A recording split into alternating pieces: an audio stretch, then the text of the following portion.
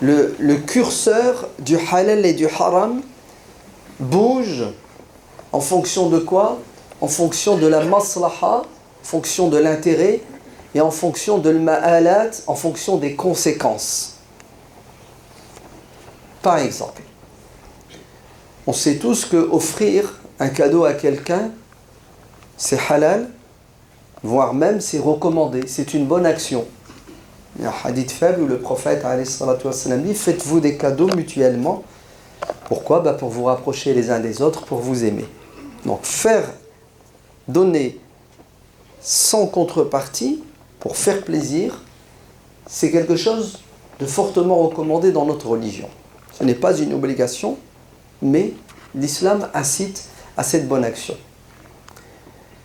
Cependant, en fonction de l'intention et en fonction des conséquences, faire un cadeau va devenir haram.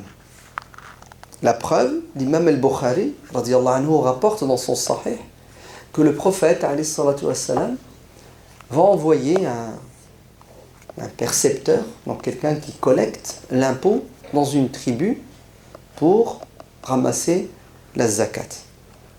Ibn Lutbiya, ce fonctionnaire du centre des impôts de Médine, revient avec la zakat. Il dit au prophète, alayhi salatu wassalam, voilà ce qui te revient à toi, le chef de l'État, le ministre des Finances, la zakat qu'il faut redistribuer. Donc ça, c'est pour les musulmans. Par contre, ça, c'est pour moi. Parce que ces musulmans-là, bien éduqués, généreux, lui ont fait des cadeaux. Je sais pas, ils lui ont donné des moutons, ils lui ont donné des vaches et des chameaux. Où est le mal? Ils ont versé la zakat et ils ont décidé de faire un cadeau à cet homme sans condition, de manière désintéressée. Le prophète alayhi salatu wassalam saisit l'occasion pour faire un discours, en fait pour promulguer une loi. Vous savez ce qu'il dit? Il dit: comment se fait-il que j'envoie des gens pour récolter la zakat et ils reviennent et disent que ça c'est pour l'État et ça c'est pour eux, qu'ils restent chez eux et ils verront si les gens vont leur donner des cadeaux.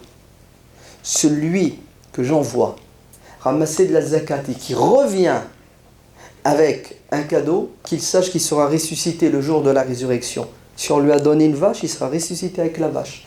On lui a donné un chameau, il sera ressuscité avec le chameau. Et il sera jugé et il sera condamné par Dieu. Pourquoi?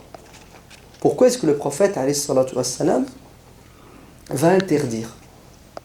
Alors qu'à l'origine, on a dit que faire des cadeaux, c'était bien. Pour la simple et unique raison, c'est que si ce sahabi ibn Lutayba était sincère et que ce cadeau il l'a eu sans condition, peut-être que d'autres fonctionnaires de l'État, ou c'est peut-être une question de temps, et vous savez, on va tomber dans quoi? Dans la corruption. C'est-à-dire, prochain fonctionnaire, il va fermer les yeux sur une partie de la zakat, les administrés, ils vont essayer de l'acheter. C'est pour cela, saddan lid-dari'a, pour éviter les débordements, les exactions, la charia va interdire aux fonctionnaires de l'État de quoi? D'accepter des présents et des cadeaux pour éviter toute forme de corruption. Ce qui est halal peut devenir haram en fonction de l'intention et des conséquences. C'est pour ça que notre religion est basée sur quoi? Sur ce principe. Vous devez toujours l'avoir à la tête. Il faut toujours penser la religion à travers les inconvénients et les avantages. Le positif, le négatif. Et pour que cela arrive, il faut penser aux conséquences. Exemple contemporain, tout simple. Il y a certains musulmans qui se plaignent. Ils viennent à la mosquée, je sais pas, 10h le matin ou à 15h, ils trouvent la mosquée fermée. Ouais, qu'est-ce que c'est que ça? La maison d'Allah, elle est fermée. La maison de Dieu doit être ouverte. Pourquoi? C'est quoi? C'est responsable? Et puis ça part en cacahuète et on a des plaintes de musulmans. Posez-vous la question. Pourquoi ils ferment la mosquée? Il est évident que l'asl, La règle, c'est que la mosquée doit rester ouverte 24 heures sur 24 pour permettre à n'importe quel musulman ou non musulman d'accéder à la maison de Dieu pour se recueillir, pour chercher la vérité. C'est ça la règle. Mais, vu les circonstances dans lesquelles nous vivons, si la mosquée restait ouverte 24 heures sur 24, il se pourrait il y a de fortes chances que quelqu'un de mal intentionné entre dans la mosquée et puis vous connaissez la suite. Ainsi, pour éviter le pire, qu'est-ce qu'on va faire? On va fermer la mosquée, on va l'ouvrir à des heures bien fixes, des horaires de prière avant et après, pour éviter le pire. Vous avez vu? Ce qui était halal devient haram, ce qui était autorisé devient interdit parce que le musulman doit toujours tenir compte des conséquences. Par exemple, la majorité écrasante des savants musulmans disent qu'un juge, quand il doit trancher dans une affaire, il n'a pas le droit de trancher selon sa conviction personnelle. Il y a l'accusé, il y a celui qui accuse, qui sont devant lui, chacun se défend, et le juge, au fond de lui-même, il est convaincu que cette personne est coupable. Les savants disent qu'il n'a pas le droit de donner son opinion, son avis à la lumière de son intime conviction. Et il peut avoir des preuves qui lui sont personnelles, mais ça ne marche pas. Vous savez pourquoi? Parce que la justice veut qu'il juge à la lumière des preuves, des parties qui sont devant lui. Sinon, vous savez ce qui va se passer? C'est la porte ouverte à n'importe quel juge pour trancher en fonction de quoi? En fonction de 1001 critères qui ne sont pas objectifs. Et ça devient une injustice flagrante. Et c'est ce qui se passe d'ailleurs, puisque vous savez très bien que la justice n'est pas très juste dans certains endroits sur terre, notamment dans les pays musulmans. Pourquoi? Parce que les juges tranchent à la lumière des pressions politiques, ou à la lumière tout simplement d'un petit billet, et non plus à la lumière des preuves. Oui, les savants vont mettre des verrous pour empêcher les débordements dans tous les domaines. C'est pour cela, l'imam Ibn Qayyim al-Jawziyya dit qu'un quart de la charia est basé sur le principe de saddu dhari'a, c'est-à-dire la prévention. Il vaut mieux prévenir que guérir. Pour éviter les débordements, nous allons quoi? En amont, mettre des barrières. Exemple. Il n'y a aucun hadith clair, indiscutable, qui dit que c'est haram de serrer la main à une femme étrangère quand tu veux la saluer. On a des hadiths, mais tous discutent, ils sont interprétables. Je ne parle pas de celui qui a une mauvaise intention. Celui-là, il fait un péché, même s'il serre la main de sa sœur ou de sa femme, ou de sa mère. Sachez que la majorité de nos savants vont dire que non, un musulman ne doit pas, lorsqu'il salue une femme, avoir un contact physique avec elle. Il ne lui serre pas la main, il ne lui fait pas la bise, il ne fait pas des embrassades. Pas parce que c'est haram en soi, parce que ça peut mener avec le temps, à quoi? Au péché, c'est-à-dire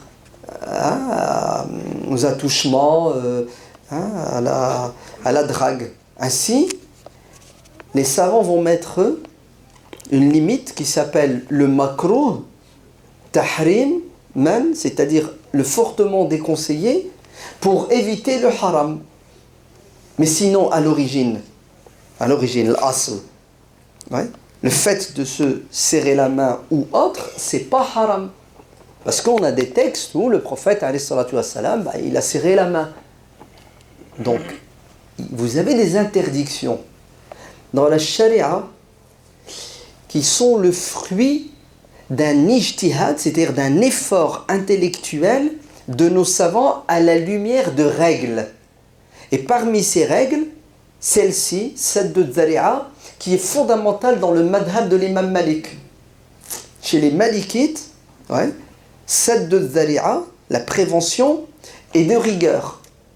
Ils vont quoi? Ils vont sans arrêt dire que ça c'est interdit, ça il vaut mieux l'éviter. Pourquoi? Parce que ça peut mener à, par exemple, les savants malikites disent que le musulman ne doit pas porter des armes. Porter une arme, c'est haram. Comme c'est le cas chez nous en France, pas aux États-Unis. Ils ne sont pas malikites aux États-Unis. Ils sont quoi alors? Hein? Ils sont protestants. Ouais? Non, ils sont surtout businessmen.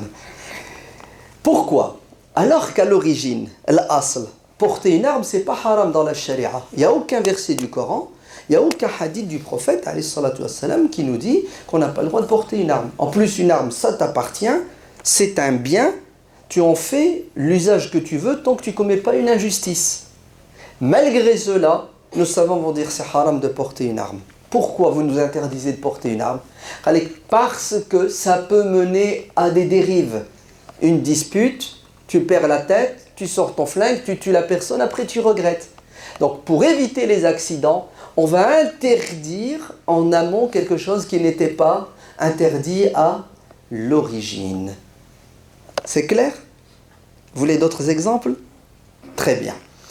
Le problème, c'est que cette règle, avec le temps, va devenir un moyen pour restreindre avec la surface qui est dans la charia qui s'appelle le mubah, c'est-à-dire la permission originelle. La règle, c'est que tout est halal jusqu'à preuve du contraire. C'est ça la règle. Tout est halal jusqu'à preuve du contraire. Mais parce qu'on a peur que le halal mène au haram, on va restreindre le champ de l'autorisation, de la permission du halal. Et au final, la religion va devenir que des interdits. Exemple tout simple. Chez les malikites et d'autres, il n'est pas permis à une femme d'aller à la mosquée. Pourquoi? Parce que c'est dangereux, ça peut mener au haram. Hein? Les allées et venues à la mosquée, si la première génération les fait avec une bonne intention, par piété, et ils ont une bonne éducation, avec le temps, ça peut mener au dévergondage.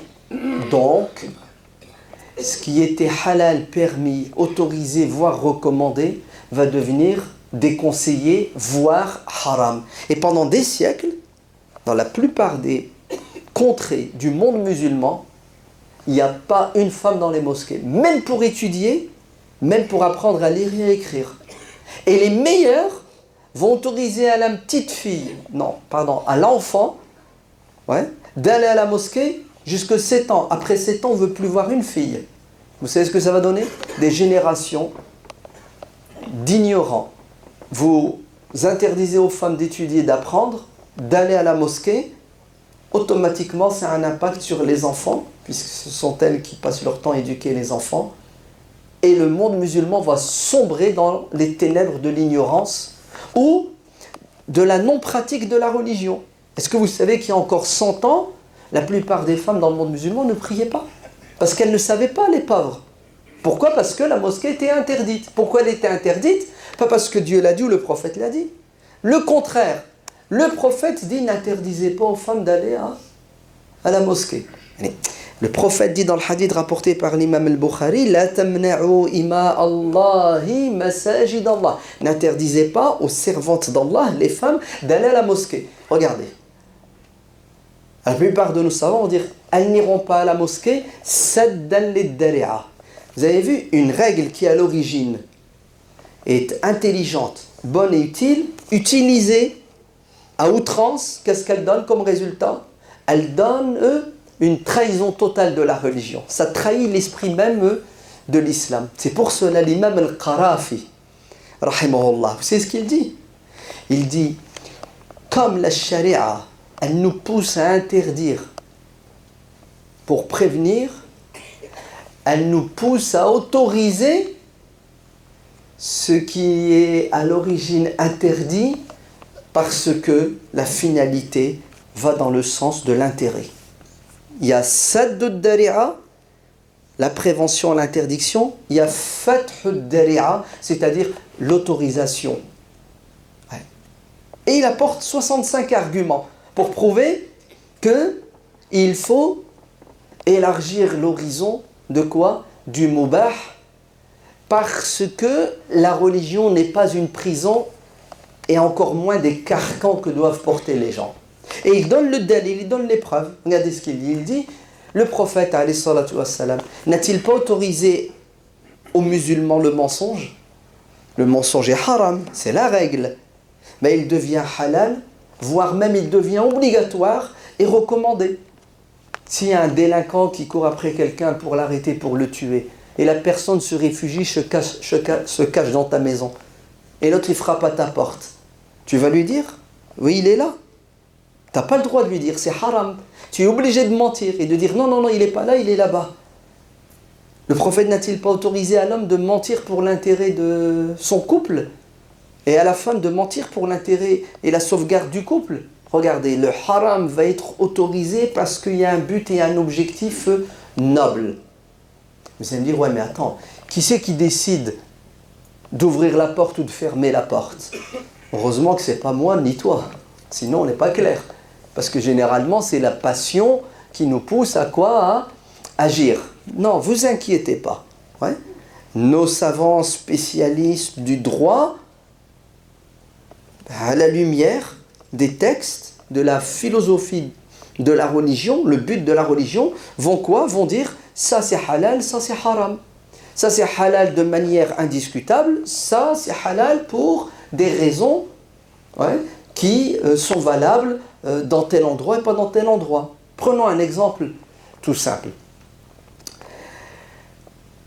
Est-ce que planter des vignes, c'est halal ou c'est haram?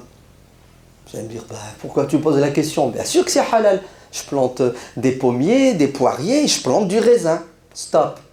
Si vous plantez du raisin dans une région où le raisin est acheté par des producteurs d'alcool, de vin, l'islam vous dira, c'est haram, tu n'as pas le droit de le faire. Parce que tu sais comment ça va finir. L'inverse. Est-ce que tu peux planter du blé? Je vais dire, oui, encore heureux. Stop. Tu sais pas qu'on fait avec du blé de la bière?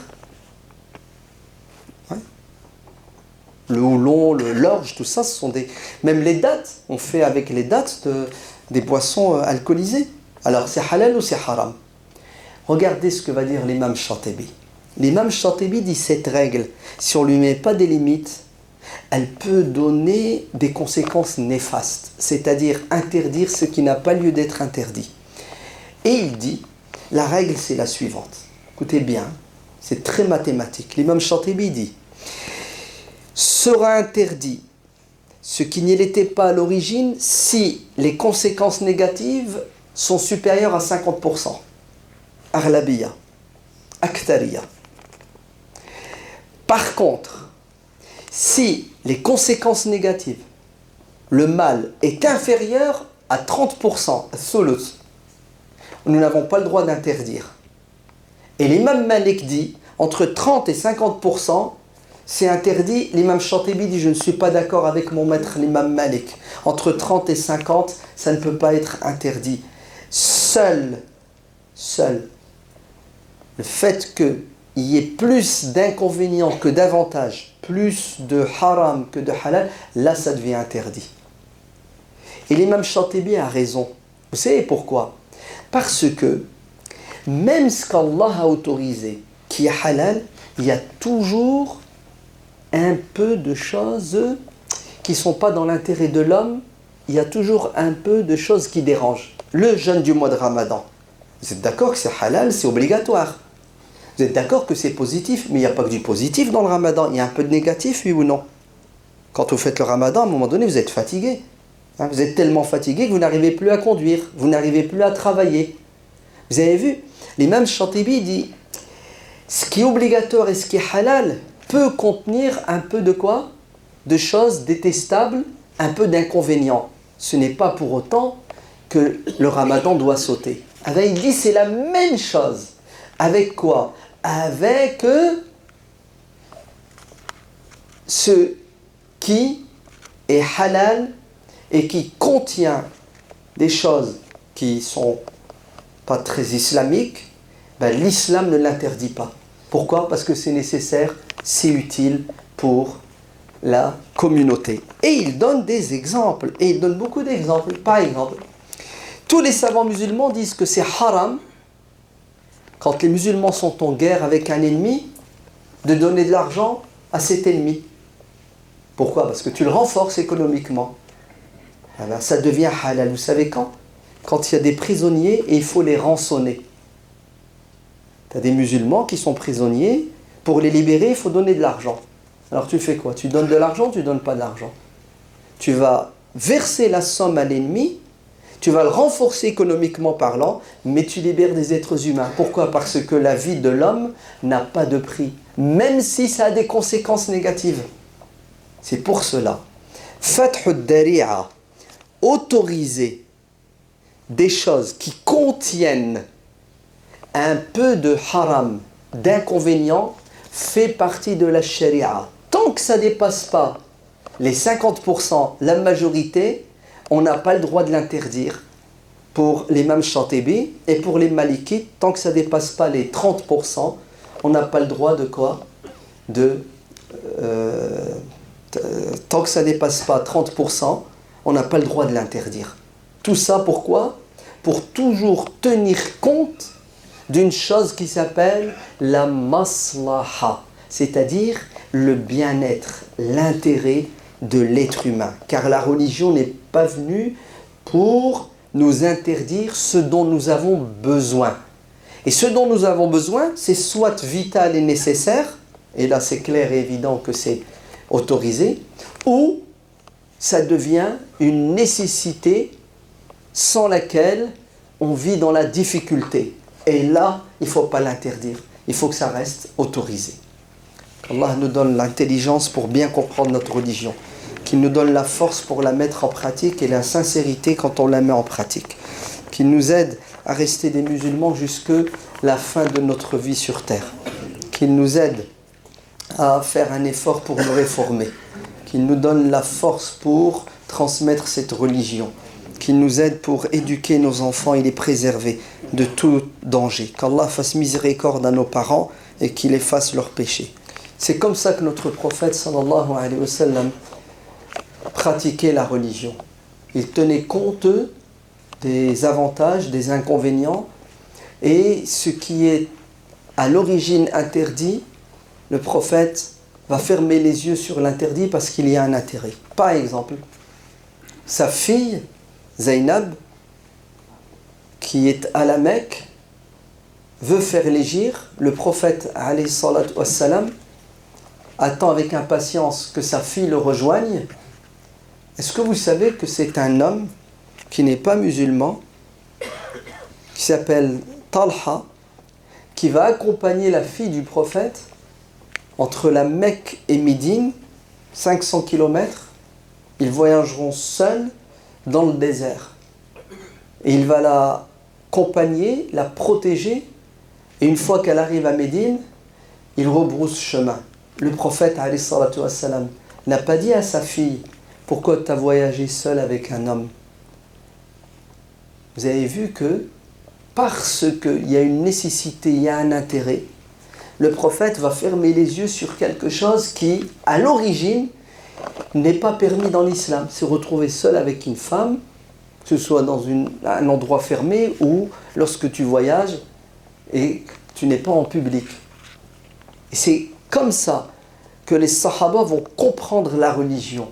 Ils vont autoriser, même s'il y a quoi? S'il y a un peu de choses qui sont haram ou déconseillées. Vous vous souvenez, c'est pas si vieux que ça, hein, l'interdiction en Arabie aux femmes de conduire. Vous vous en souvenez? Ça a duré pendant des décennies. Qui interdit aux femmes en Arabie de conduire? Ce sont les savants musulmans de l'école hanbalite. Et malheureusement, ces savants musulmans hanbalites du XXe siècle vont abuser de ce principe de sadd ad-dari'a, c'est-à-dire la prévention à outrance. Et ils vont interdire à la femme de conduire, pourquoi? Parce que ça va mener au haram. En vérité, pourquoi est-ce qu'ils se sont trompés? Parce qu'ils ont interdit quelque chose qui n'existe même pas dans la réalité. Normalement, avant d'interdire, tu dois d'abord te baser sur la réalité, c'est-à-dire tu fais un constat, tu fais une étude sociologique, ouais, et tu vois que la conduite de la femme mène à 30%, c'est ça? Et plus de choses négatives, ou à 50% selon l'imam Shatibi, à ce moment-là, tu interdis. Mais si les femmes n'ont jamais conduit et tu l'interdis, tu viens d'interdire quelque chose qu'Allah n'a pas interdit sans raison, si ce n'est des hypothèses, voire même des élucubrations. C'est-à-dire tu te fais des films, tu délires. Si la femme elle fait ça, on va te rétorquer, mais l'homme aussi donc il ne doit pas conduire la voiture, puisque lui ici, il a les mêmes envies, les mêmes objectifs que l'homme. Donc vous voyez que cette religion, elle demande, elle nécessite, elle requiert de l'intelligence, du bon sens, mais surtout, ouvrez bien vos oreilles, une bonne compréhension des textes. Parce que si tu n'as pas bien compris le Coran et la Sunna, tu vas contredire le Coran et la Sunna. Vous allez dire, ouais, mais c'est quoi bien comprendre le Coran et la Sunna? C'est toujours penser aux conséquences, aux objectifs. C'est quoi le but? Pourquoi Allah a interdit ça? C'est quoi la raison? Pourquoi Dieu rend ça obligatoire? C'est quoi la raison? Si vous ne pensez pas, si vous ne voyez pas loin, vous allez vous enfermer dans une prison qui s'appelle l'interdit à outrance, l'exagération dans le haram, et la vie devient impossible. Et quand il y a trop de haram, vous savez ce que les gens font? Ils font le haram, parce qu'ils n'ont pas le choix. ربنا آتنا في الدنيا حسنة وفي الآخرة حسنة وقنا عذاب النار سبحان ربك رب العزة عما يصفون والسلام على المرسلين والحمد لله رب العالمين